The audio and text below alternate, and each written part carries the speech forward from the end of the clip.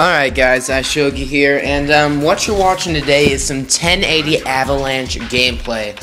This is a GameCube game. I was scrolling through my old games I have in this blue CD case, and I actually don't know where all the actual cases for the games are, but I guess that doesn't really matter.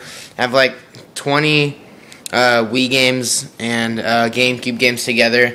I remember one time I walked into EB Games. It was at the time before it was GameStop. They were the same company before GameStop was their main name, and I remember bringing in like 2 huge paper bags of games, probably about 40 games altogether, from Zelda Wind Waker to a game called Ikaruga.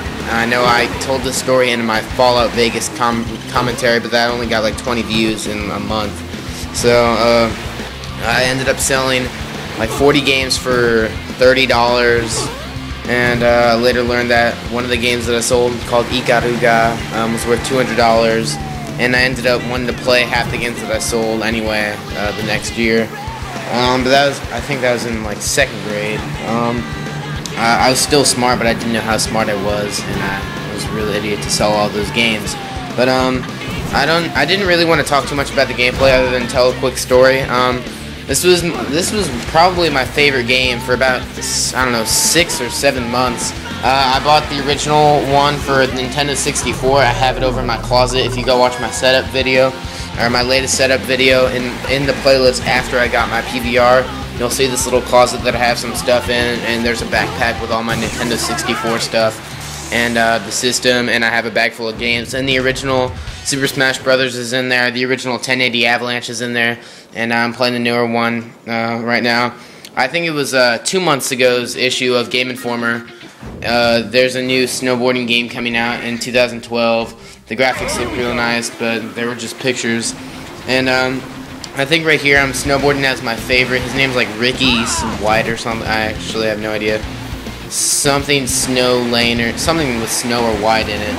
And kind of like Shaun White. I don't know. Even though Shaun White wasn't popular when this game was made in 2003. And I actually beat the game with a different girl who has really high acceleration about, let's see, 5 years ago.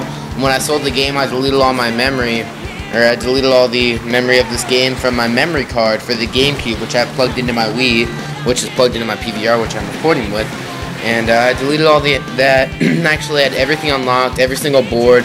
I know you saw me choosing a board at the very beginning, and I chose this. It was either that or the Penguin.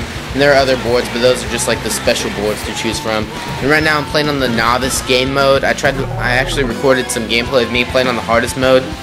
And the way it works is you play through a game mode like novice. You have to win 4 races in a row. Then you unlock like harder and harder, and there are like 4 different like little story modes with different difficulties and different missions. And if you beat the last difficulty with a snowboarder, the last mission, you probably don't care about this spoiler, but you have to outrun an avalanche, and you unlock an alternate uniform, which I've unlocked for this guy. Once again, I unlocked the alternate uniform for another girl when I originally had the game before I deleted all my memory, and you unlock like special boards and alternate outfits for those guys. But what I wanted to talk about today was a little bit about headsets. I pulled out my last month's Game Informer, and I'm just going to read you a couple of the headsets. They did a top 7 headsets that are out right now. Number 1 is the Turtle Beach Ear Force PX5. Anyone who knows me knows that I'm really not a fan of Turtle Beach, but these just came out. Let's see, a couple months ago, and they look actually really nice. Probably the only thing I can upgrade from with my headset, as I have the, let's see, read the official title, Limited Edition Dolby True 5.1 Gaming Headset powered by Triton, and that's the Black Ops Limited Edition. You'll see that in my setup video if you want to go watch that. So the Turtle Beach Ear Force PX5 is at number 1. I'll read a sentence from it. Let's see. It says, thanks to Dolby Digital technology, this set cranks out flawless 7.1 audio and has pitch-perfect mic pickup. My headset is 5.1. I don't think there's anything in between with 6.1, so I'm pretty sure that's the only headset I can upgrade from. The only Triton headset that's on this top 7 list from Game Informer is the Triton AX Pro. And it says, has pros and cons for all the headsets, and I'll read this one. It says, Triton's oversized ear cups should fit any head and won't put unneeded pressure on your ears. We like the audio controller box, which helped to boost this set's performance to true 5.1 surround sound. We had no problem getting this headset to work on our PC, Xbox 360, and PS3. This headset's compatible with Xbox 360, PS3, and PC or Macs. Like a couple of the other headsets on here, like the Earforce PX5s.